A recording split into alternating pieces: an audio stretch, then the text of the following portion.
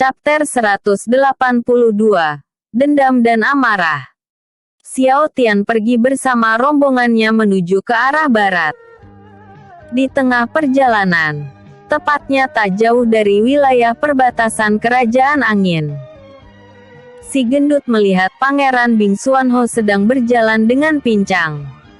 Badannya penuh bekas luka, dan pakaiannya agak compang camping bagai pengemis. Karena terluka cukup parah dan tak ada tabib yang bisa dia temui, Pangeran Bing Xuanho berjalan pincang dan memerlukan tongkat untuk membantunya berjalan. Meski waktu sudah malam, si gendut bisa melihat dengan jelas wajah Pangeran Bing Xuanho berkat cahaya rembulan. Dia tak bisa melupakan wajah dari musuh masa lalunya itu. Tanpa pikir panjang dia langsung melompat dari atas punggung naga hitam raksasa tanpa diketahui teman-temannya.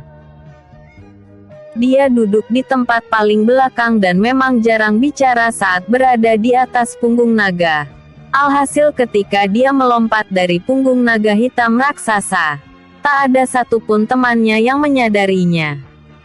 Usha.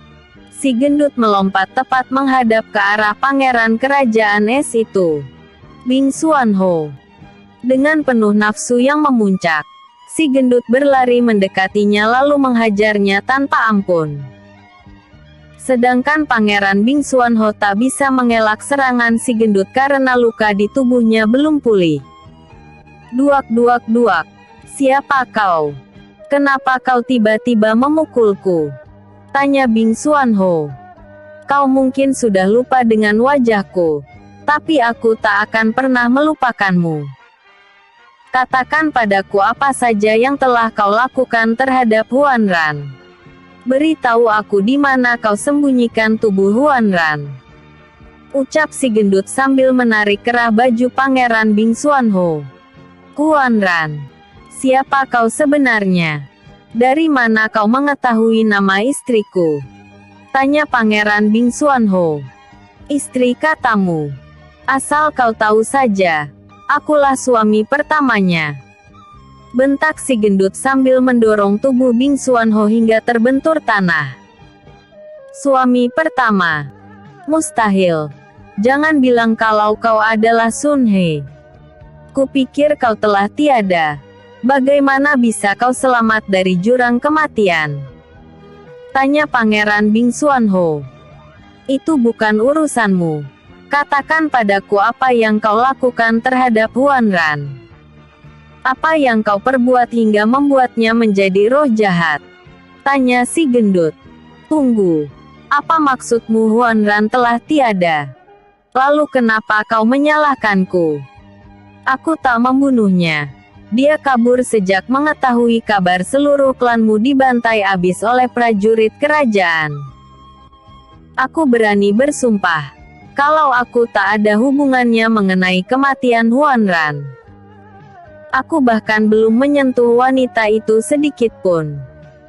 Pangeran Bing Xuanho berbicara sambil merayap. Dia mencoba meraih tongkat yang membantunya berjalan selama ini. Si gendut menendangnya terus-menerus untuk mendapat jawaban yang sebenarnya. Di dalam benak Pangeran Bing Xuanho saat ini adalah rasa amarah yang dia pendam begitu dalam. Beraninya dia menendangku. Lihat saja nanti. Saat kekuatanku telah pulih, aku akan menghabisimu. Pangeran Bing Xuanho mengepalkan kedua tangannya. Dia menatap si gendut dengan tatapan kesal.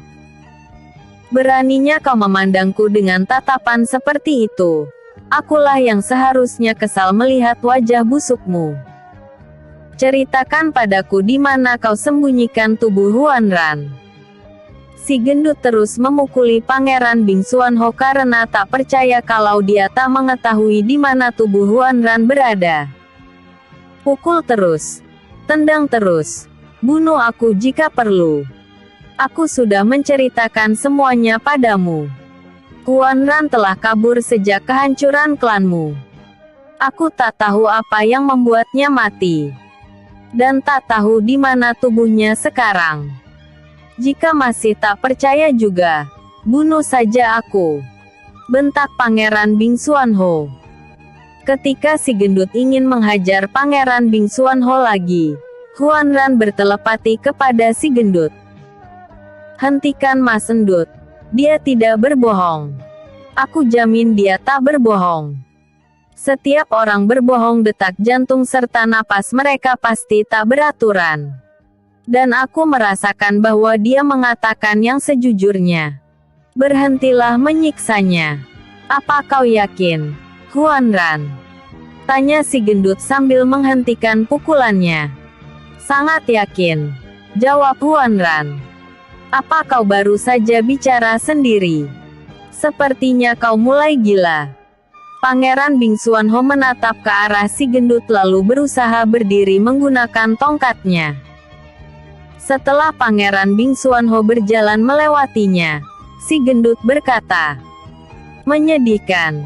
Aku tak menyangka seorang pangeran dari salah satu kerajaan besar bisa terlihat semenyedihkan dirimu. Aku sampai kehilangan nafsu untuk membunuhmu. Lihat saja nanti. Aku pasti akan membunuhmu, pikir Pangeran Bingsuanho. Belum jauh Pangeran Bingsuanho melangkah. Huanran keluar dari cincin ruang si gendut lalu mencakarnya menggunakan mode iblis. Kuku-kuku hitamnya membuat punggung pangeran kerajaan es tersebut mulai menghitam karena mengandung racun yang mematikan. Ketika membalikkan badannya, Pangeran Bingsuanho melihat Huanran dalam versi normalnya. Huanran, kau... Belum sempat menyelesaikan kalimatnya, Pangeran Bingsuanho tewas karena keracunan. Bruk. Tubuh Pangeran Bingsuanho perlahan menghitam lalu lenyap menjadi asap. Apa yang kau lakukan, Huanran? Tanya si gendut. Terlalu berbahaya membiarkannya hidup. Dia menyimpan dendam yang besar terhadapmu. Jika kita membiarkannya memulihkan tenaga, dia akan menjadi musuh yang merepotkan. Huanran menatap si gendut dengan senyum manisnya. Ada apa? Kenapa kau menatapku seperti itu? Tanya si gendut. Tidak ada apa-apa. Huanran tersenyum karena mengetahui kebenaran bahwa dirinya belum disentuh oleh Pangeran Kerajaan Es.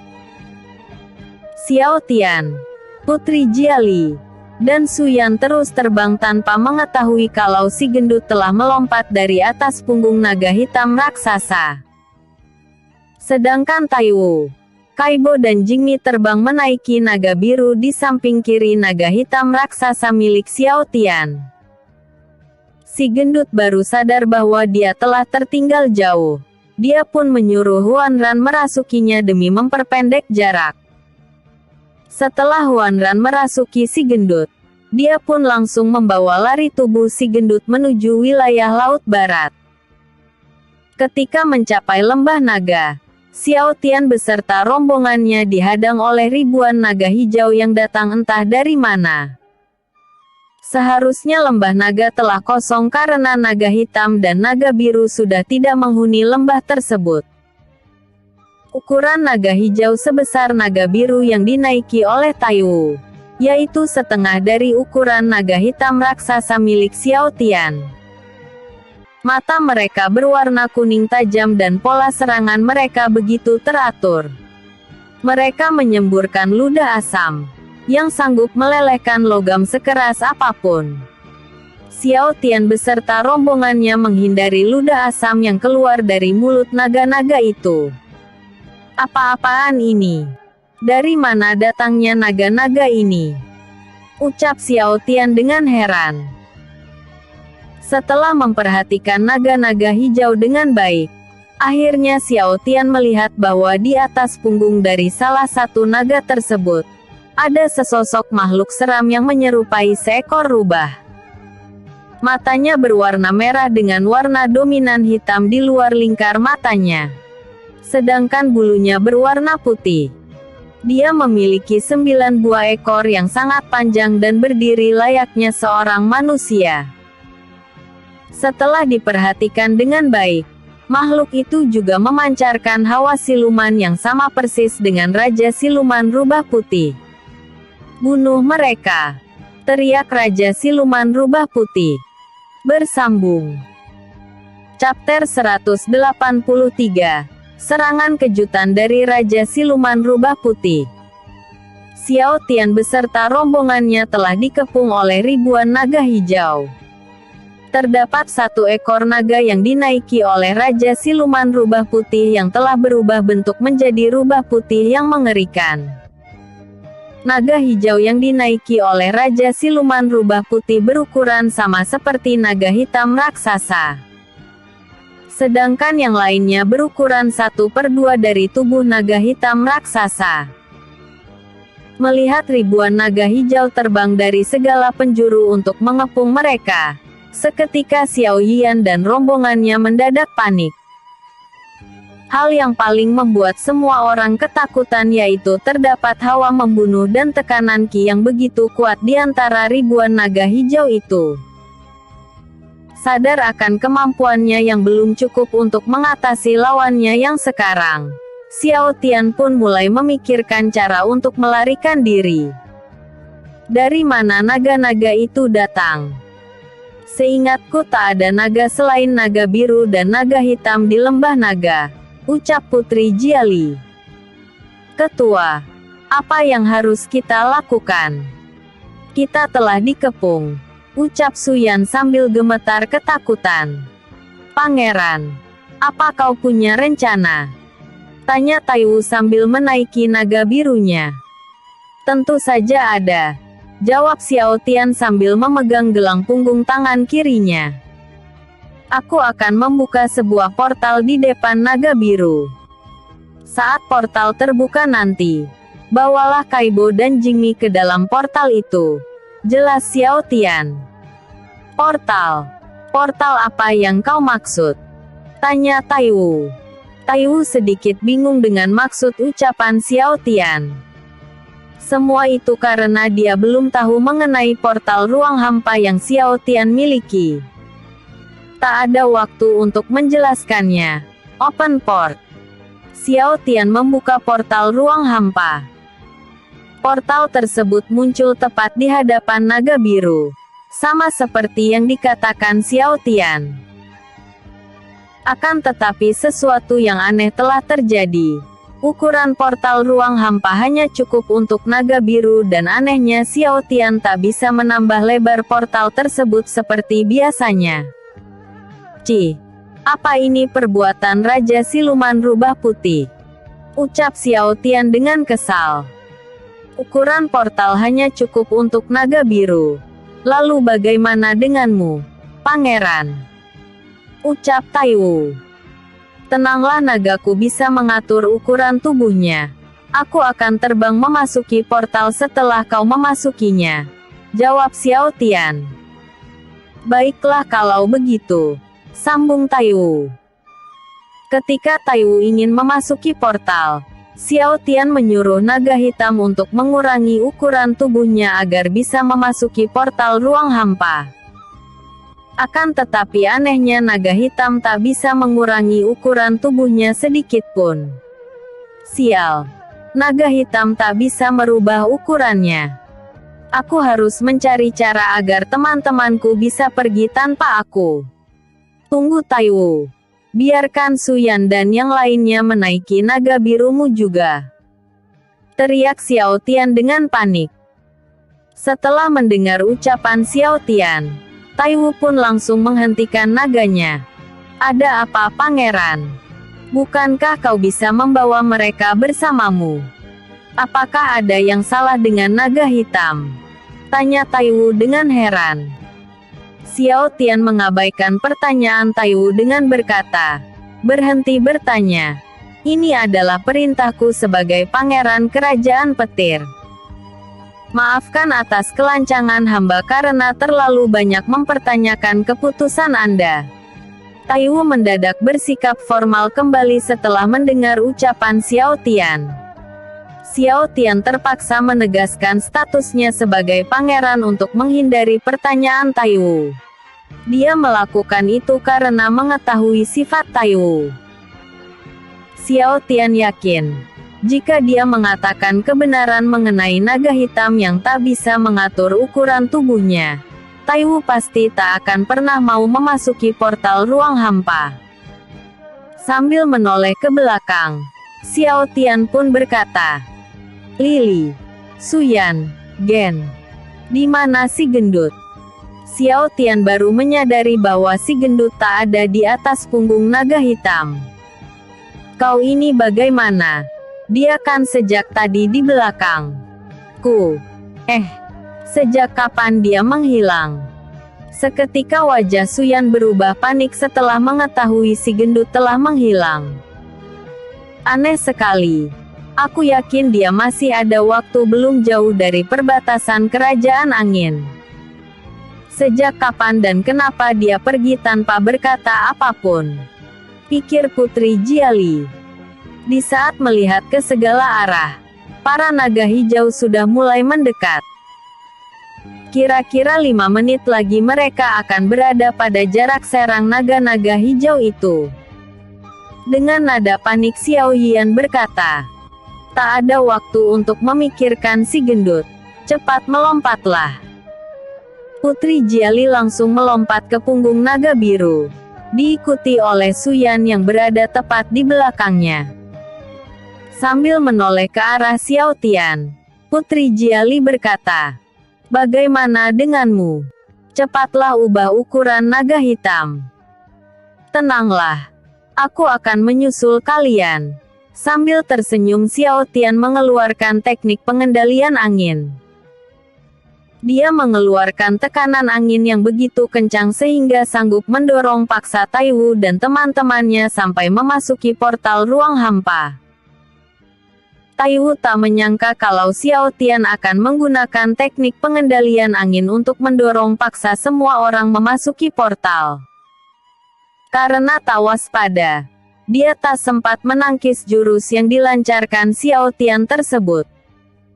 Apa maksud semua ini, Pangeran? Ketika Taiwu dan semua teman-temannya telah terdorong masuk ke dalam portal, Xiao Tian langsung menutup portal ruang hampa. Dengan nada serius dia berkata, maafkan aku teman-teman. Aku tak bisa meninggalkan naga hitam di luar portal. Aku juga harus mencari si gendut. Aku takut dia dalam bahaya. Terhitung 5 menit sejak kepergian Taiwu dan teman-temannya, para naga hijau memulai serangan mereka dengan menembakkan ludah asam dari mulut mereka. Karena kecepatan terbang naga hitam masih jauh di atas para naga hijau, semua serangan mereka bisa dihindari. Sambil menghindari serangan, Xiao Tian memberi perintah kepada naga hitam agar terbang menjauhi naga hijau raksasa yang sedang dinaiki oleh Raja Siluman Rubah Putih. Xiao Tian masih menyadari bahwa kekuatannya saat ini belum cukup untuk melawan seorang Raja Siluman yang telah berubah bentuk. Naga hitam raksasa terbang ke arah selatan sambil menyemburkan api kuning. Dia terus terbang sambil menyerang para naga hijau yang menghalangi jalannya. Saat naga hitam fokus menyerang sambil menerobos kepungan para naga hijau, Xiao Tian membuat perisai angin untuk menepis semua ludah asam yang mengarah ke tubuh naga hitamnya itu. Terus terobos kepungan mereka. Aku akan melindungi tubuhmu dari serangan naga hijau yang di belakang. Xiao Tian melindungi naga hitamnya dari serangan para naga hijau yang tak kunjung berhenti. Akan tetapi semua usahanya sia-sia. Ketika mengira sudah terbang cukup jauh dari kepungan naga hijau, dia dihadang oleh Raja Siluman Rubah Putih yang tiba-tiba ada di hadapannya. Bagaimana bisa kau ada di sini? Aku yakin sudah meninggalkanmu cukup jauh di belakang sana, tanya Xiao Tian. Apa kau lupa dengan teknik andalanku? Atau hanya pura-pura lupa? Entah perasaanku saja atau memang itu kenyataannya. Rasanya kau sangat berbeda dengan yang waktu itu. Meski aku tak bisa melupakan aroma tubuhmu, tapi auramu tidak segelap saat mengamuk waktu itu.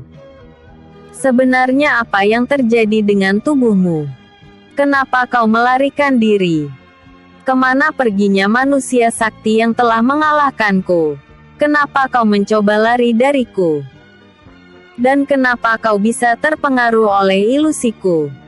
Apa aku yang sekarang sudah terlalu kuat bagimu? Tanya Raja Siluman Rubah dengan tatapan bimbang. Kau pasti salah orang. Tolong biarkan aku pergi dari sini. Xiao Tian pura-pura tak mengenali Raja Siluman Rubah agar diperbolehkan pergi. Mendengar ucapan Xiao Tian, Raja Siluman Rubah Putih perlahan mulai mengerutkan dahinya. Dengan tatapan sinisnya dia pun berkata, "Salah orang katamu. Indera penciumanku tidak pernah menipuku. Aku sangat yakin bahwa kau adalah orang yang sama. Hanya saja memang rasanya agak berbeda. Aku tak tahu alasan mengapa energi kegelapan dari tubuhmu itu menghilang. Tapi tenang saja. Karena aku tak akan mau melawan musuh yang telah tak berdaya. Anggap saja ini sebagai balasan karena telah melepaskanku dulu." "Begitu ya? Kalau begitu terima kasih karena telah melepaskanku," sambung Xiao Tian. "Melepaskanmu? Hahaha." Raja Siluman Rubah Putih menertawakan ucapan Xiao Tian. "Berhenti bercanda. Aku tak pernah berkata kalau akan melepaskanmu. Bicara soal melepaskan, aku akan membantumu melepaskan kekuatanmu itu. Sampai kekuatanmu kembali, aku akan menyiksamu terus-menerus. Tenang saja, karena aku tak akan membunuhmu." Mendengar ucapan Raja Siluman Rubah Putih, Xiao Tian pun menelan ludahnya sendiri. Dia mengepalkan kedua tangannya sambil berkata di dalam hati, "Andai Dewa Petir ada di sini, mungkin dia bisa memikirkan jalan keluar dari situasi kali ini." "Baiklah, kita mulai pestanya." Raja Siluman Rubah Putih tiba-tiba saja menghilang dari atas naga hijau raksasanya, dan muncul tepat di belakang punggung Xiao Tian.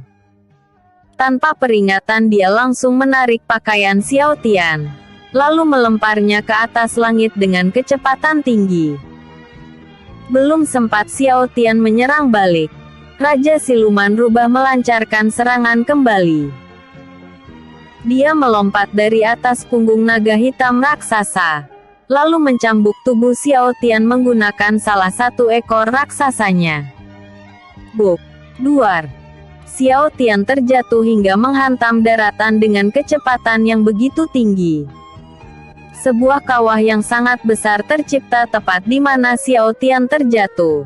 Semua itu membuktikan betapa ganasnya serangan dari Raja Siluman Rubah Putih. Meski begitu, berkat kombinasi dari tubuh perak dan teknik tempurung naga, Xiao Tian masih bisa bertahan dari serangan ganas itu. "Sialan! Sebenarnya dia ingin menyiksaku atau ingin membunuhku," ucap Xiao Tian dengan napas yang terengah-engah. Naga hitam raksasa mencoba mendarat untuk menolong Xiao Tian, namun dia terus dihalangi oleh naga hijau raksasa. Belum sempat Xiao Tian bangkit dari tempatnya terjatuh, Raja Siluman Rubah menjatuhkan dirinya tepat di perut Xiao Tian. Karena terjatuh dari tempat yang begitu tinggi, kawah tempat Xiao Tian terjatuh menjadi semakin besar. Bruak! Hahaha! Ayo mengamuklah! Raja Siluman Rubah tertawa dengan begitu keras. Setelah menerima hantaman keras dari kaki Raja Siluman Rubah Putih yang terjatuh dari atas langit, kesadaran Xiao Tian mulai menghilang kembali. Matanya berubah memerah dengan pinggiran hitam yang menyelimuti warna merah tersebut. Tanpa peringatan Xiao Tian langsung memegang kaki kiri Raja Siluman Rubah Putih. Dia meremas kaki tersebut dengan begitu keras sehingga Raja Siluman Rubah Putih mengalami patah tulang. Krak! Setelah membuat kaki Raja Siluman Rubah Putih patah, Xiao Tian melemparnya ke arah kanannya. Wosh! Demi menahan tubuhnya yang terlempar jauh, Raja Siluman Rubah Putih melilitkan 9 ekor raksasanya ke sela-sela tebing di sekitarnya. Perlahan Xiao Tian berdiri dari tempatnya terjatuh, lalu melompat keluar dari kawah. Sambil menatap Raja Siluman Rubah Putih yang telah berdiri dengan tegak di hadapannya, Xiao Tian berkata, "Apakah remasan tangan kananku terasa nikmat? Sangat nikmat, saking nikmatnya aku ingin membalas remasan tanganmu itu." Raja Siluman Rubah Putih menatap Xiao Tian dengan tatapan tajamnya. Meski sempat mengalami patah tulang, Raja Siluman Rubah Putih tak merasakan rasa sakit sedikit pun. Dia bahkan bisa menyambung kembali tulang kakinya yang telah patah hanya dalam sekejap mata. Demi menyerang balik Xiao Tian yang telah berubah ke mode kegelapan, Raja Siluman Rubah Putih mencambukkan 9 buah ekor raksasanya ke arah Xiao Tian. Sambil mencambukkan ke-9 buah ekor miliknya, Raja Siluman Rubah Putih tertawa dengan begitu lepas. Dia berpikir bahwa serangannya kali ini pasti bisa melukai lawannya. Akan tetapi yang terjadi tak sesuai dengan ekspektasi. Tepat ketika ekor-ekornya hampir mengenai Xiao Tian, 9 buah tangan raksasa keluar dari belakang punggung Xiao Tian. Tangan-tangan hitam tersebut menangkap semua ekor Raja Siluman Rubah Putih tanpa terkecuali. Bagaimana kau menambah jumlah tangan di belakangmu? Aku yakin tanganmu hanya berjumlah 4 buah. Sejak kapan kau? Belum sempat Raja Siluman Rubah Putih menyelesaikan ucapannya, Xiao Tian tertawa dengan begitu kencang. Hahaha. Memangnya siapa yang pernah mengatakan kalau jumlah tanganku hanyalah 4 saja? Aku baru menunjukkan 9 buah tangan hitam, dan kau sudah gemetar ketakutan.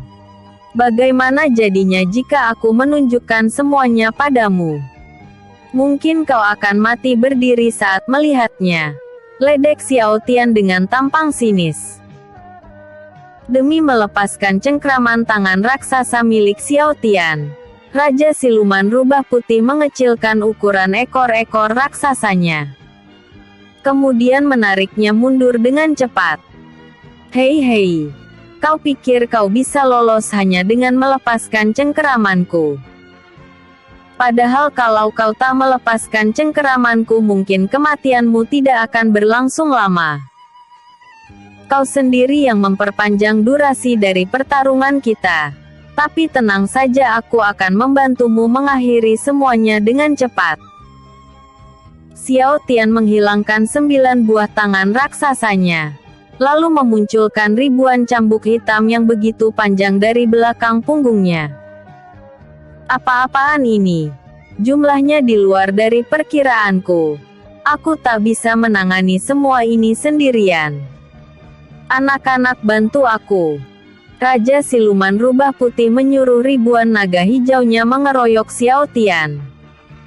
Ketika para naga hijau menyerang Xiao Tian dengan ludah asam mereka, Xiao Tian terus berjalan mendekati Raja Siluman Rubah Putih tanpa merasakan hambatan apapun.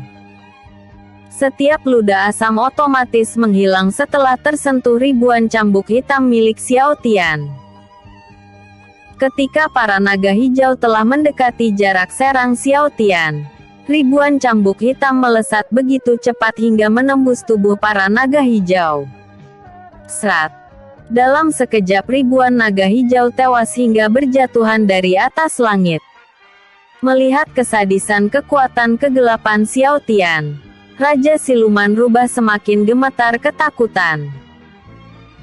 Dia terus berjalan mundur sambil menatap mata Xiao Tian. Dia mencoba melawan Xiao Tian dengan teknik ilusi. Akan tetapi kejadian yang lalu terulang kembali. Teknik ilusinya sama sekali tak berpengaruh terhadap Xiao Tian. Dengan nada kesal dia pun berkata, "Sial, kupikir kekuatanku sudah cukup di atasnya." Aku tak menyangka ternyata waktu itu dia masih menyembunyikan kekuatan sedahsyat ini. Kenapa kau terus berjalan mundur?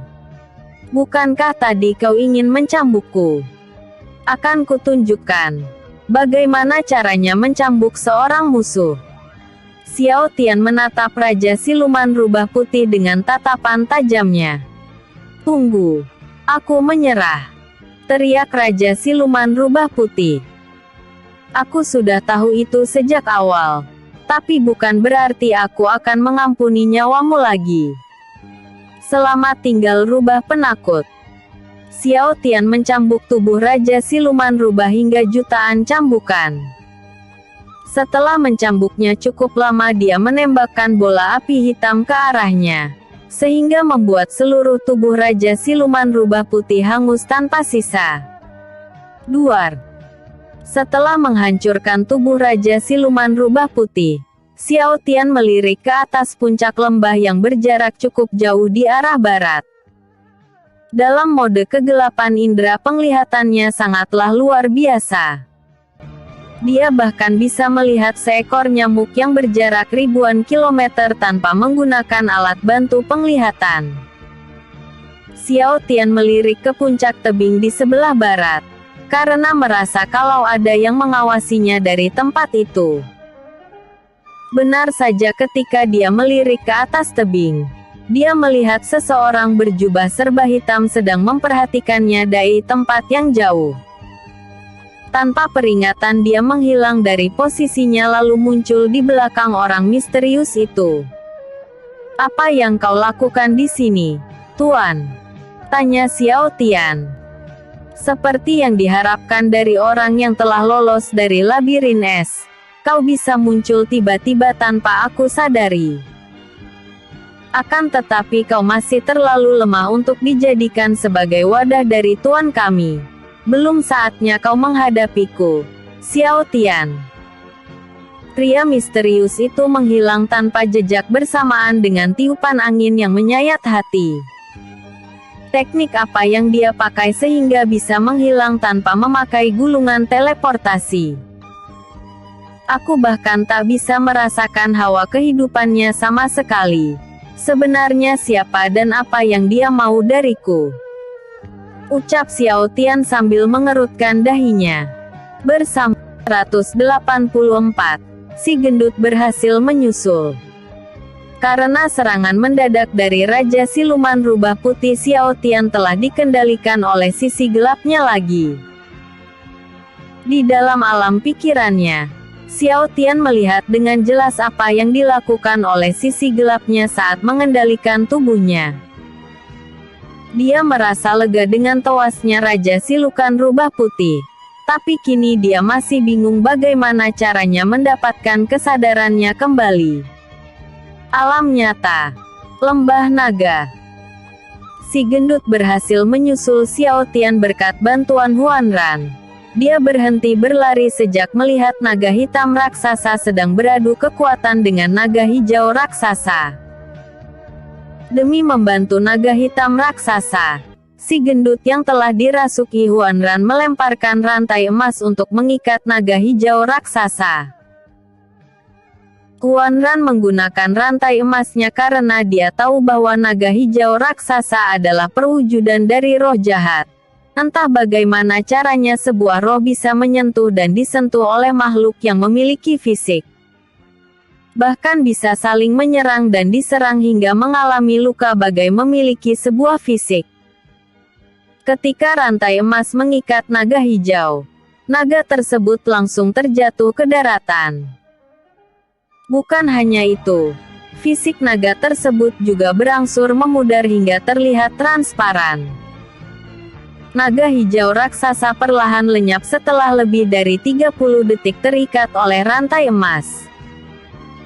Melihat kejadian tersebut, si gendut mengambil alih kesadarannya hingga membuat Huanran terpaksa keluar dari tubuh si gendut. Apa yang terjadi sebenarnya? Kenapa naganya menghilang? Tanya si gendut. Aku pun tak tahu.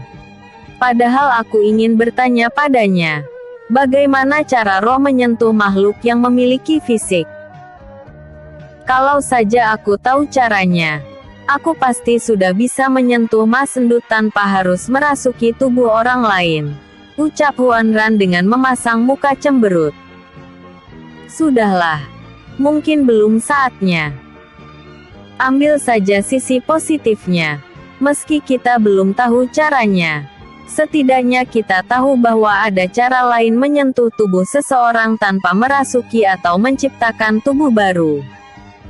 Jangan cemberut terus, nanti cantikmu hilang loh, goda si gendut. Ah Mas Endut, sempat-sempatnya menggombal, ucap Huan Ran sambil tersipu malu. Sejak menghilangnya tubuh naga hijau raksasa, ribuan naga hijau yang tergeletak di tanah juga ikut menghilang tanpa sisa. Naga hitam raksasa langsung terbang mendekati si gendut dan Huan Ran yang telah menolongnya. Dia langsung menawarkan punggungnya agar dinaiki mereka berdua. Terima kasih karena menawarkan kami tumpangan. Ngomong-ngomong, di mana guru Xiao Tian dan yang lainnya? Tanya si gendut. Mau Mas Endut tanya berkali-kali juga percuma. Kita kan tak mengerti bahasanya, sambung Huan Ran. Benar juga ya. Hehehe, ucap si gendut sambil menggaruk-garuk kepalanya. Setelah si gendut dan Huan Ran menunggangi punggungnya, naga hitam raksasa membawa mereka menemui Xiao Tian yang berada jauh di atas tebing. Sebelum mendekati Xiao Tian, tiba-tiba saja Huan Ran memasuki cincin ruang si gendut. Kenapa kau malah sembunyi? Tanya si gendut. Entah mengapa, Pangeran Xiao Tian tak terasa seperti biasanya. Terdapat aura kegelapan yang sangat mengerikan di sekujur tubuhnya, ucap Huan Ran. Kau ini ada-ada saja. Mana mungkin guru memiliki aura kegelapan? Itu kan jurus aliran hitam. Sedangkan selama ini dia hanya menggunakan jurus aliran putih. Tanpa rasa ragu, si gendut melompat mendekati Xiao Tian. Saat dia menepuk pundaknya, dia mulai merasakan sesuatu yang berbeda. Seketika tubuhnya gemetar seperti orang ketakutan. Jantungnya berdegup begitu kencang. Seketika dia mematung tak berdaya. Alasan mengapa si gendut mematung tak berdaya yaitu karena Xiao Tian pikir si gendut adalah orang misterius yang baru saja kabur darinya. Karena itu dia mengeluarkan aura gelap yang sanggup membuat siapapun mematung tak berdaya. Setelah membuatnya tak berdaya, Xiao Tian mulai mengeluarkan hawa membunuh yang dapat membuat seorang dewa petarung sesak napas. Melihat si gendut dalam bahaya, Huan Ran mentransfer sedikit kekuatannya kepada si gendut agar bisa membantunya bergerak. Setelah mendapat sedikit kekuatan Huan Ran, si gendut langsung bisa melepaskan tangannya dari pundak Xiao Tian. Setelah itu dia langsung mengeluarkan pedang dari cincin ruangnya. Siapa kau? Dan apa yang kau lakukan di tubuh guruku? Tanya si gendut sambil menghunuskan pedang ke punggung Xiao Tian. Xiao Tian menghilang dari pandangan si gendut lalu muncul tepat di belakangnya. Dengan nada mengancam dia berkata, "Aku adalah gurumu. Dan sejak awal tubuh ini memang tubuhku. Kenapa kau menghunuskan pedangmu padaku? Apa kau sudah tak mengakuiku sebagai gurumu lagi? Oh iya, ngomong-ngomong, bagaimana caramu melepaskan diri dari teknik penghenti langkahku?" Aku tak menggunakan teknik apapun. Aku hanya memusatkan semua tenagaku ke tangan yang telah menyentuh pundakmu, jawab si gendut. Xiao Tian mendekatkan mulutnya ke telinga si gendut lalu dengan nada rendah dia berkata, "Jangan berbohong. Teknikku bahkan bisa membuat seorang dewa petarung lapisan puncak tak mampu menggerakkan tubuhnya. Sedangkan kau hanya seorang jenderal petarung lapisan 5. Bagaimana mungkin kau bisa lolos dari teknikku hanya dengan memakai kekuatanmu? Apa kejadian tadi perbuatan dari hantu kesayanganmu?" Kalau tak salah namanya Huan Ran ya. Tolong keluarkan dia. Aku ingin melihatnya menari di depanku. Mendengar ucapan Xiao Tian, si gendut langsung berkata, aku tak akan menuruti perintahmu. Kau bukanlah guruku. Kau hanyalah penipu yang sedang meminjam tubuh guruku. Rasakan ini. Si gendut menebaskan pedangnya ke arah Xiao Tian dengan kecepatan tinggi. Namun pedang tersebut malah potong terbelah menjadi dua setelah mengenai tangan kiri Xiao Tian. Murid durhaka, apa kau ingin memotong tangan kiri gurumu sendiri? Tanya Xiao Tian. Sial, aku terlalu terbawa emosi. Syukurlah tangannya tak apa-apa. Tapi bagaimana caraku menyadarkannya tanpa menggunakan pedang? Sepertinya hanya Huan Ran yang bisa melakukannya. Tapi sejak tadi dia tak mau menunjukkan dirinya, pikir si gendut. Mas Endut, larilah. Dia bukan lawan kita, ucap Huan Ran melalui telepati. Tapi, belum sempat menyelesaikan ucapannya Huan Ran berkata, tak ada kata tapi, cepatlah pergi. Pergi? Ingin pergi kemana? Ucap Xiao Tian melalui telepati. Sial, dia bisa mendengar pembicaraan kita, ucap Huan Ran. Xiao Tian mencekik leher si gendut lalu berkata, akan kubantu kau pergi ke tempat lain. Guru, tolong sadarlah. Jangan biarkan kegelapan menguasaimu, ucap si gendut. Karena melihat Mas Endutnya dalam bahaya, Huan Ran pun langsung keluar dari cincin ruang untuk merasukinya. Setelah merasuki tubuh si gendut, Huan Ran langsung melilitkan rantai emas ke tangan kanan Xiao Tian yang sedang mencekik tubuh si gendut. Setelah rantai emas melilit ke tangan Xiao Tian, cekikan tangan kanannya mulai terlepas. Tangannya mulai mengeluarkan asap, hingga membuat Xiao Tian berteriak kepanasan. Demi melepaskan rantai emas, Xiao Tian menggunakan ribuan cambuk hitam ke arah tubuh si gendut. Karena kecepatan cambuk Xiao Tian jauh di atas Huan Ran, alhasil ribuan cambuk hitam berhasil mengenai tubuh si gendut tanpa terkecuali. Setelah terkena serangan bertubi-tubi dari cambuk hitam Xiao Tian, rantai emas pun terlepas dari tangan Xiao Tian. Meski sudah rantai emas telah terlepas dari tangannya, Xiao Tian tak berhenti mencambuk tubuh si gendut. Jika saat ini Huan Ran tak merasukinya, mungkin si gendut akan mengalami luka yang sanggup membuatnya menghembuskan napas terakhir. Alam pikiran. Sial. Tolong hentikan itu. Aku tak sanggup melihat semua ini. Kenapa sisi gelapku begitu sulit dikendalikan? Saat ini roh Xiao Tian sedang terikat rantai ilusi di alam pikiran. Sejak gelang dewa mengalami keretakan, rantai ilusi mulai muncul dan mengikat rohnya setiap dia kehilangan kendali. Semakin banyak retakan yang muncul di gelang dewa, maka semakin banyak juga rantai yang akan mengikatnya. Saat ini hanya kedua kakinya saja yang terikat rantai. Meski begitu, Xiao Tian tak bisa lepas dari rantai tersebut dengan mudah. Memerlukan ki murni bertipe cahaya untuk melepaskan rantai-rantai tersebut. Akan tetapi karena sedikitnya energi ki bertipe cahaya yang dia miliki, alhasil sisi gelap lebih mudah menguasainya. Xiao Tian mencoba segala hal untuk menghancurkan rantai ilusi tersebut. Dari menembakkan bola api ke rantai ilusi hingga memberontak dengan seluruh kekuatannya. Ketika sudah mulai putus asa, tiba-tiba saja dua buah rantai di kakinya hancur seketika. Tanpa pikir panjang, Xiao Tian langsung keluar dari alam pikiran untuk mengambil alih tubuhnya kembali. Alam nyata. Xiao Tian telah mengambil alih tubuhnya kembali.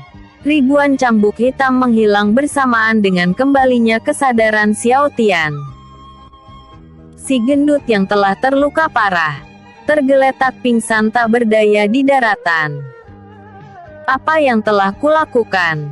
Kalau ini terus terjadi, aku mungkin akan melukai semua orang yang kusayangi.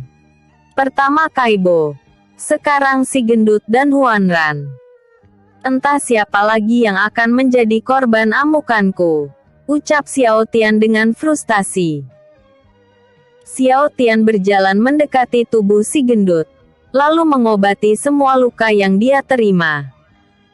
Setelah Meg berikan pertolongan pertama kepada si gendut, Xiao Tian membuka portal ruang hampa untuk mengeluarkan teman-temannya. Ketika portal terbuka, Tai Wu dan teman-temannya keluar dari portal dengan terburu-buru. Mereka sangat mengkhawatirkan Xiao Tian dan si gendut. Pangeran, apa kau baik-baik saja? Tanya Tai Wu sambil melompat turun dari naga biru, diikuti oleh teman-temannya yang lain. Aku baik-baik saja, tapi si gendut. Xiao Tian tak sanggup menyelesaikan ucapannya. Dia masih belum bisa memaafkan dirinya sendiri karena telah di luar kendali. Gendut, apa yang terjadi padanya? Tai Wu bertanya karena belum melihat tubuh si gendut yang berada di belakang tubuh Xiao Tian. Dia ada di belakangku. Lihatlah baik-baik. Xiao Tian menjawab dengan wajah yang murung. Setelah melihat ke belakang tubuh Xiao Tian, mereka pun terkejut. Ya Tuhan, lukanya begitu parah. Aku bahkan nyaris tak bisa merasakan napasnya sama sekali. Napasnya terlalu lemah, ucap Tai Wu. Kemana perginya ribuan naga hijau itu? Tanya Kaibo. Mereka telah lenyap karena seranganku, jawab Xiao Tian sambil menundukkan kepalanya. Benarkah? Seperti yang diharapkan dari ayah Xiao Tian, sambung Jingmi dengan wajah kagum. Ketua, kenapa wajahmu begitu murung?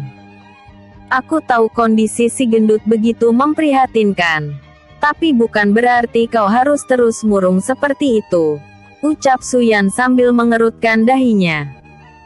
Benar kata Suyan, kenapa kau sangat murung? Tanya Putri Jiali. Mulai sekarang tinggalkan saja aku sendiri. Pulanglah dan jangan ikuti aku menuju Laut Barat, jawab Xiao Tian sambil menatap ke bawah. Apa maksud ucapanmu? Apa kau menganggap kami sebagai beban? Tanya Suyan. Bukan itu yang kumaksud. Aku tak ingin kalian bernasib seperti si gendut, jawab Xiao Tian. Itu sudah resiko kami. Sejak awal kami sudah tahu kalau perjalanan kita sangat berbahaya, sambung Putri Jiali. Tidak, bukan perjalanan saja yang berbahaya. Akan tetapi aku juga berbahaya bagi kalian. Kaibo pun tahu akan hal itu.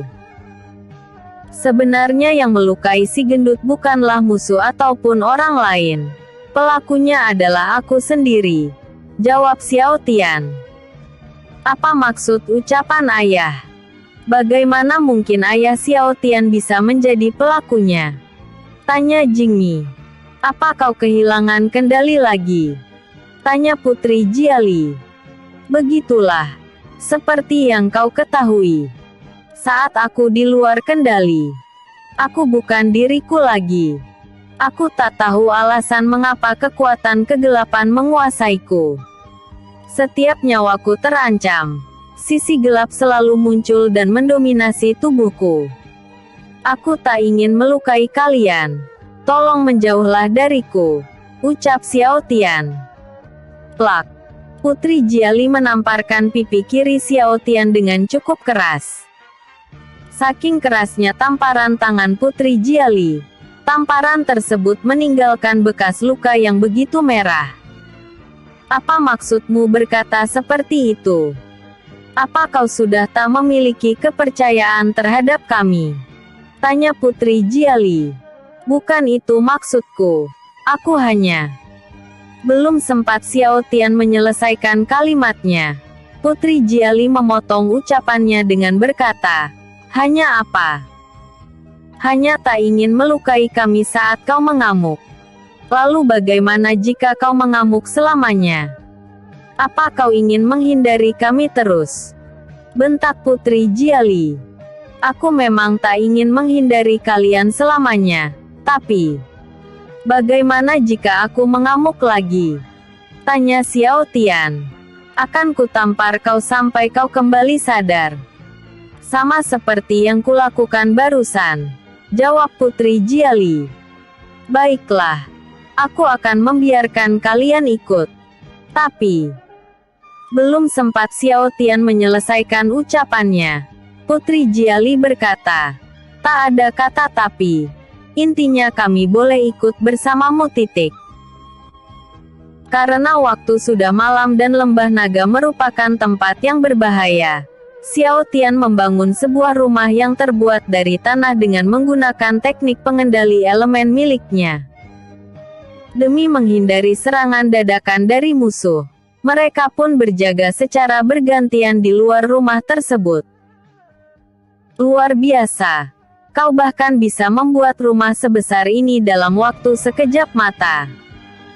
Aku semakin mengagumimu ketua, ucap Suyan sambil melihat rumah yang Xiao Tian bangun. Aku akan berjaga di luar. Untuk perempuan istirahatlah di dalam rumah. Dan untuk para pria, tidurlah secara bergantian, ucap Xiao Tian. Biar aku yang berjaga duluan. Aku belum merasa mengantuk sekarang. Kau tidurlah lebih dulu pangeran, ucap Taiwu. Baiklah. Panggil aku atau yang lain saat kau sudah mengantuk, sambung Xiao Tian. Baiklah, pangeran, ucap Taiwu sambil memberi hormat. Setelah memasuki rumah buatan Xiao Tian, mereka terkejut dengan pemandangan di dalam rumah tersebut. Tak ada properti apapun, hanya sebuah ruang kosong tanpa pembatas ruangan. Yan, apakah kau bisa membuat pembatas antara tempat tidur pria dan wanita? Tanya Putri Jiali. Baiklah, akan kubuatkan. Xiao Tian membuat pembatas ruangan antara ruang pria dan wanita.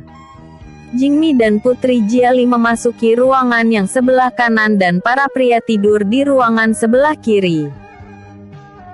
Sebelum menutup matanya, Xiao Tian memikirkan soal kejadian hancurnya dua buah rantai yang mengikatnya di alam pikiran. Dia masih bingung tentang alasan hancurnya kedua rantai tersebut. Saking bingungnya dia pun sampai tak memperhatikan sekitarnya. Ketika sedang bengong dia terkejut melihat Dewa Petir yang tiba-tiba muncul tepat di hadapannya. Yo! Ya Tuhan! Bisakah kau berhenti mengejutkanku? Bentak Xiao Tian. Bersambung. Episode 5. Munculnya Sun Long. Dewa Petir muncul secara tiba-tiba di hadapan Xiao Tian yang sedang melamunkan banyak hal. Karena kemunculannya yang begitu tiba-tiba, Xiao Tian pun terjingkut mundur dan langsung berteriak, "Ya Tuhan, bisakah kau berhenti mengejutkanku?" Bukannya meminta maaf karena mengagetkan Xiao Tian, Dewa Petir malah memasang tampang datarnya yang begitu menyebalkan. Dewa Petir bertingkah seakan-akan bahwa dia tak melakukan kesalahan apapun. Melihat tingginya Dewa Petir yang cukup menyebalkan, Xiao Tian pun semakin kesal. Kedua tangan yang dia kepalkan sejak awal munculnya Dewa Petir terkepal semakin kencang karena mencoba menutupi kekesalannya terhadap Dewa Petir. Ketika Xiao Tian sedang mencoba menahan diri agar tak marah, Dewa Petir memasang tampang datar yang cukup menyebalkan sambil berkata, "Kenapa kau terkejut?" Mendengar pertanyaan konyol Dewa Petir, Xiao Tian pun menjadi semakin kesal. Bibirnya berkedut dan kedua tangannya terkepal begitu kencang karena ingin memukul Dewa Petir. Namun karena memiliki banyak hal yang ingin dia tanyakan kepada Dewa Petir, dia pun terpaksa menahan emosinya. Demi menghilangkan rasa kesalnya, dia menarik napas begitu dalam, lalu menahannya selama beberapa detik. Di menutupi kekesalannya, dia pun tersenyum tipis sambil menatap Dewa Petir. Ketika Xiao Tian sudah mulai tenang, emosinya kembali terpancing karena Dewa Petir menatapnya sambil berkata, "Apa kau sudah gila? Maksudmu?" tanya Xiao Tian sambil tersenyum tipis. "Kenapa kau menatapku?" sambil tersenyum tidak jelas. "Meski telah menjadi seorang dewa, aku tetaplah seorang pria normal. Melihatmu tersenyum padaku membuatku merasa jijik dan agak merinding," jelas Dewa Petir dengan tampang datarnya. "Jijik katamu?" ucap Xiao Tian sambil mengepalkan tangannya. "Kau pikir aku ini pria macam apa?" bentak Xiao Tian dengan kesal. Iya maaf, aku cuman bercanda," sambung Dewa Petir dengan wajah santainya.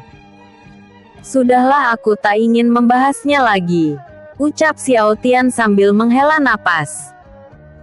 Melihat Xiao Tian menghela napas begitu panjang, Dewa Petir pun menyadari kesalahannya.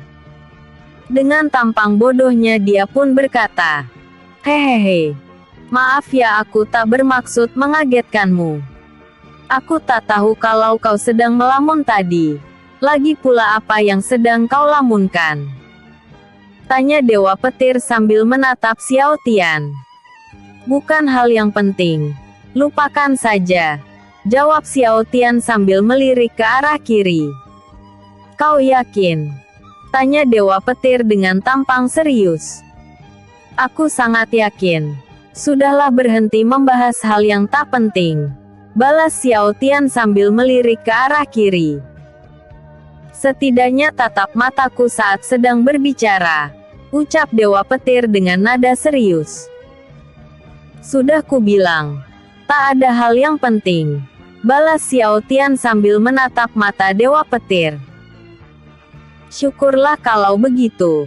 Kupikir kau merahasiakan sesuatu dariku," ucap Dewa Petir sambil menatap Xiao Tian. "Ngomong-ngomong, bagaimana keadaan guruku?" tanya Xiao Tian untuk mengalihkan pembicaraan. "Gurumu?"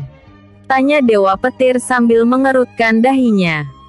"Ya, guruku," ucap Xiao Tian sambil menatap Dewa Petir.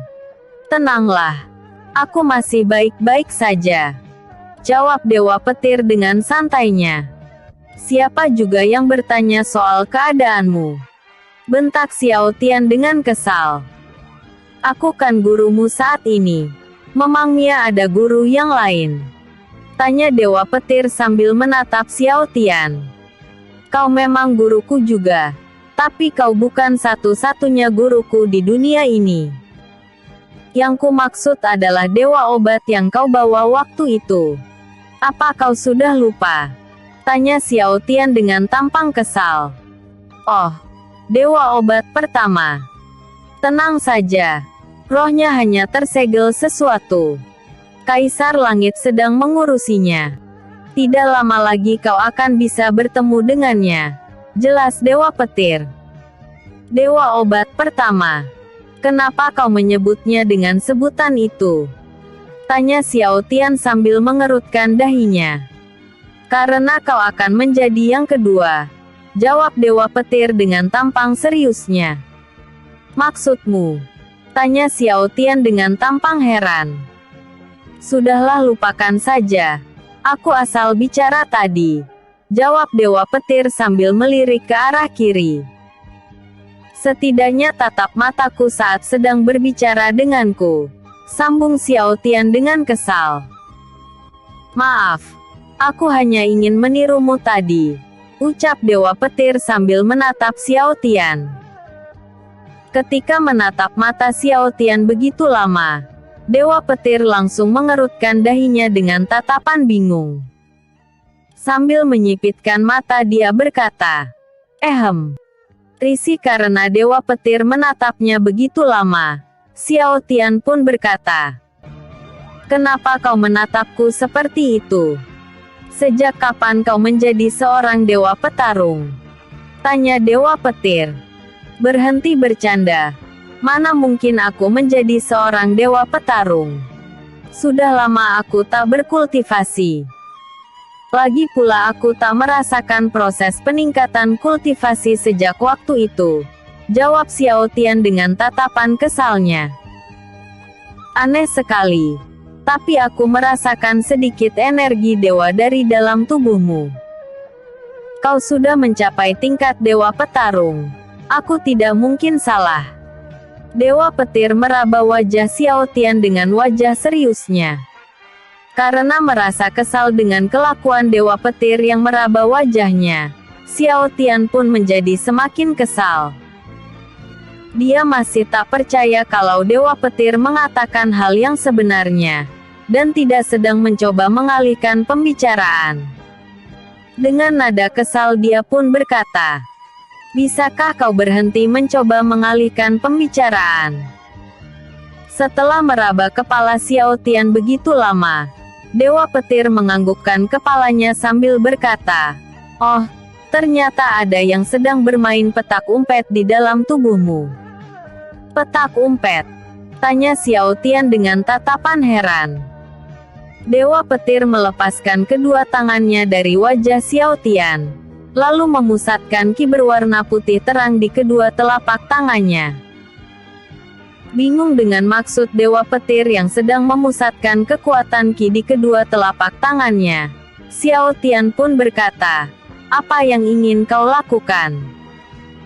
Mengeluarkan kadal nakal yang berpura-pura tertidur, jawab Dewa Petir sambil menatap Xiao Tian. Maksudmu? Belum sempat Xiao Tian menyelesaikan kalimatnya, Dewa Petir mendorong kedua telapak tangannya hingga menempel ke dada Xiao Tian. Sejak telapak tangan Dewa Petir bersentuhan dengan pakaian Xiao Tian, sinar putih di kedua telapak tangan Dewa Petir terus merambat hingga menyebar ke seluruh tubuh Xiao Tian. Tak lama setelah itu, roh Sunlong versi kadal terlempar keluar dari punggung Xiao Tian. Dia terlempar begitu kencang. Namun karena masih diselimuti oleh sinar putih Dewa Petir, rohnya tak bisa menembus tembok. Alhasil Sunlong pun menabrak tembok dan merasakan rasa sakit yang lumayan menyiksanya. Semua itu karena Dewa Petir mendorong roh Sunlong begitu keras menggunakan tekanan ki miliknya tanpa mengaturnya terlebih dahulu. Bruk.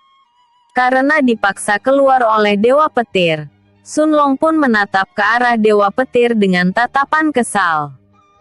Dengan nada tinggi dia pun berkata, Dewa sialan, tak bisakah kau mengeluarkanku lebih lembut lagi? Mendengar suara Sunlong dari belakangnya, Xiao Tian pun langsung berbalik melihat ke belakang.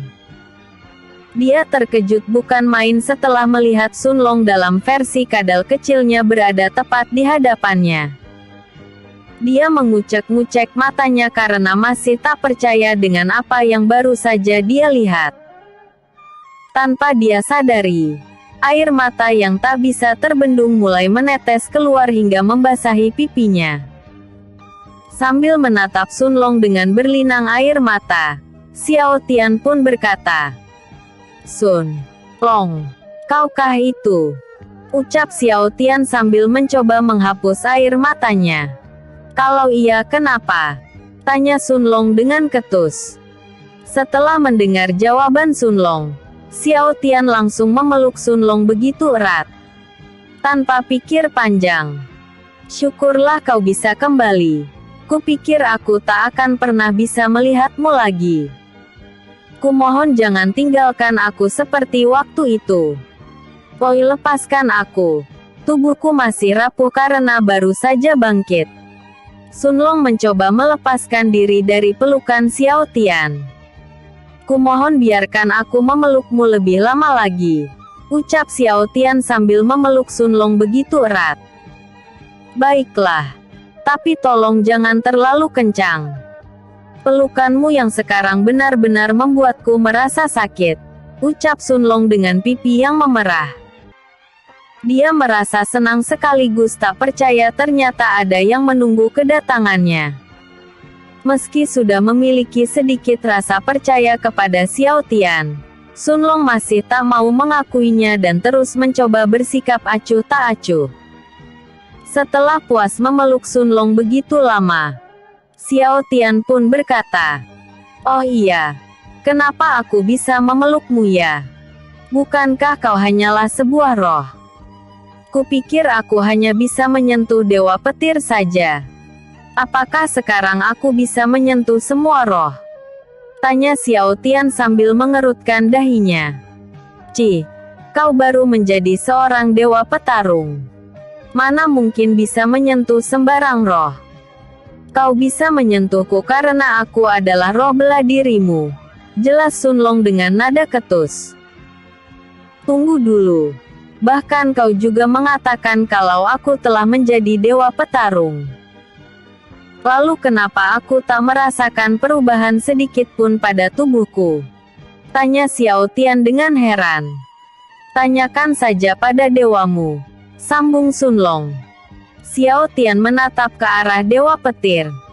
Mendadak ekspresinya menjadi serius. Xiao Tian menatapnya dengan harapan mendapatkan sebuah jawaban yang memuaskannya. Akan tetapi yang dijawab oleh dewa petir adalah hal yang sebaliknya. Dengan wajah seriusnya dia berkata, "Tidak tahu." Setelah mendengar jawaban dewa petir yang cukup melantur, Sun Long dan Xiao Tian pun langsung menepuk dahi dengan telapak tangan kanan mereka. "Jawaban macam apa itu?" ucap Xiao Tian sambil menepuk dahi. "Aku menyesal karena menyuruh Xiao Tian bertanya kepadamu," ucap Sun Long sambil menepuk dahinya. "Tunggu. Aku mengingat sesuatu." Dewa petir mengangkat telunjuknya. "Apa?" tanya Xiao Tian. "Aku harus pergi menemui istriku. Dia sudah lama berada di dunia manusia dan tak kunjung kembali karena tak dapat menemukanku. Berdasarkan penjelasan dari Kaisar Langit, sekarang dia sedang berada di kerajaan petir. Aku akan pergi ke sana lebih dulu.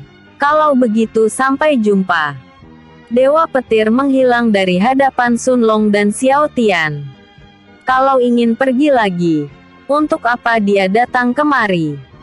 Xiao Tian menepuk wajahnya karena bingung dengan tingkah dewa petir. Dasar dewa tak berguna. Ingin kabur dari pertanyaan dengan mengalihkan pembicaraan. Kenapa tak bilang saja kalau dia memang tak tahu jawabannya? Sun Long menggeleng-gelengkan kepalanya. "Dewa petir sudah pergi. Bisakah kau jelaskan semuanya?" tanya Xiao Tian. "Baiklah. Akan ku jelaskan. Sebenarnya kultivasimu sudah lama meningkat sejak matamu bertatapan langsung dengan mata Dewa Obat," jelas Sun Long. "Tunggu. Bukankah waktu itu kau masih tertidur? Bagaimana bisa kau mengetahui soal itu? Aku bahkan belum menyinggung soal Dewa Obat sejak tadi," ucap Xiao Tian dengan heran. Sun Long memalingkan tatapannya. "Apa yang sedang kau sembunyikan?" tanya Xiao Tian. "Sebelum ku jawab semua pertanyaanmu, tolong lepaskan tanganmu dari tubuhku," Sun Long berkata sambil melirik ke arah kanan. "Baiklah." Xiao Tian melepaskan pegangannya. "Sekarang aku sudah melepaskanmu. Bisakah kau jelaskan semuanya?" tanya Xiao Tian sambil menatap Sun Long. Ketika sedang bertanya pada Sun Long, Su Yan terbangun dari tidurnya lalu berkata, "Kau sedang bicara dengan siapa, Ketua?" Xiao Tian melirik ke arah Su Yan yang saat itu berada di samping kirinya. "Ah, maaf, aku hanya sedang melindur tadi," jawab Xiao Tian sambil menatap Su Yan. "Kalau begitu, tidurlah. Jangan sampai pas giliranmu berjaga," Kau malah merasa mengantuk. Suyan kembali menutup matanya, lalu memiringkan badannya ke arah kanan menghadap ke si gendut yang sedang tertidur pulas. Ketika Xiao Tian melirik kembali ke arah Sun Long, dia kehilangan jejaknya. Kemana dia pergi? Di luar rumah buatan Xiao Tian, Sun Long telah kabur tanpa pengetahuan Xiao Tian. Dia kabur karena merasa sudah mendapatkan kebebasannya kembali. Akan tetapi semua rencananya untuk melarikan diri menjadi sirna karena ketika baru berjarak 20 meter dari Xiao Tian, sebuah rantai perak tiba-tiba saja muncul tepat di lehernya. Rantai tersebut terus memanjang hingga menempel ke telapak tangan kanan Xiao Tian. Akibat rantai yang mendadak muncul melingkari lehernya, Sun Long pun terjatuh saat masih berlari. Karena rantai perak melingkar di lehernya, Sun Long tak bisa melangkah lebih jauh. Sial! Rantai apa ini? Ucap Sun Long dengan kesal. Dia mencoba berbagai cara untuk melepaskan rantai tersebut. Dari menggigit hingga mencoba menarik rantai tersebut. Akan tetapi bukannya terbebas dari rantai tersebut, dia malah tersetrum oleh listrik yang merambat dari ujung rantai perak. Sial, listrik apa ini? Belum selesai dia mengungkapkan rasa kesalnya, rantai tersebut terus menariknya mundur hingga menembus tembok rumah buatan Xiao Tian. Sun Long, ucap Xiao Tian sambil menarik rantai perak yang terhubung dengan telapak tangannya. 3 menit sebelum Sun Long tersetrum listrik di dalam rumah buatan Xiao Tian. Xiao Tian kebingungan saat melihat rantai perak yang menembus tembok hingga menyatu dengan telapak tangannya. Dia pun menyetrum rantai tersebut dengan maksud mengenai sumber dari rantai perak itu. Setelah menyetrum rantai perak, Xiao Tian menarik rantai tersebut tanpa ragu. Setelah menarik rantai cukup lama, dia terkejut melihat roh Sun Long yang menembus tembok dengan rantai perak yang melingkar di leher kecilnya. Setelah mengetahui kalau rantai perak itu terhubung dengan leher Sun Long, Xiao Tian langsung menatapnya dengan tatapan kesal. Dia langsung menarik rantai perak dengan semakin kencang. Setelah sudah tepat berada di hadapannya, dia langsung berkata, "Apa kau mencoba kabur dariku?" Xiao Tian menatap Sun Long, sambil mengaktifkan teknik pengendali elemen petir di tangan kirinya. Seketika raut muka Sun Long mendadak pucat. Dia tak bisa mengelak dari pertanyaan Xiao Tian, karena takut terkena setruman listrik lagi. Ampun. Aku tak bermaksud begitu. Aku hanya ingin berjalan-jalan keluar. Aku kan sudah lama tidak merasakan dunia luar. Jelas Sun Long. Aku tak butuh alasanmu. Yang penting jawab pertanyaanku yang tadi. Xiao Tian menatap dengan tatapan mengancam. Pertanyaan yang mana? Tanya Sun Long dengan terbata-bata. Dia menoleh ke arah lain sambil mencoba mengelak dari pertanyaan Xiao Tian. Akan tetapi usahanya itu sia-sia. Karena saat ini Xiao Tian lebih berkuasa dari sebelumnya. Hanya perlu setruman kecil saja, bisa membuat Sun Long merasa ketakutan bukan main. Karena Sun Long tak buka mulut juga, akhirnya Xiao Tian pun mengaktifkan teknik elemen listrik di sekitar tangan kirinya. Wajah Sun Pong membiru sejak melihat Xiao Tian mengaktifkan jurusnya. Dalam benak dia berkata, "Sial, aku merasakan firasat yang buruk. Sepertinya sebentar lagi dia akan mengancamku. Aku harus mencari cara agar lepas dari rantai ini. Jika ini terus terjadi aku akan selalu ditindas oleh manusia ini." Ingin mencoba mengelak dari pertanyaanku lagi? Tanya Xiao Tian dengan tatapan mengancam. Listrik di tangan kirinya semakin tebal dan membesar. Awalnya Sun Long mencoba bersikap sok kuat dengan mengabaikan ancaman Xiao Tian. Namun dia tak bisa menutupi rasa takutnya setelah Siko Tian mulai mendekatkan tangan berlapis listriknya ke rantai perak yang terhubung dengan Sun Long. Saat tangan berlapis petir milik Xiao Tian benar-benar hampir menyentuh rantai perak, Sun Long pun tak bisa menahan diri lagi. Dengan tampang paniknya dia berkata, Tunggu. Aku sudah ingat. Kau yakin? Tanya Xiao Tian sambil menggeser sedikit tangannya ke rantai perak.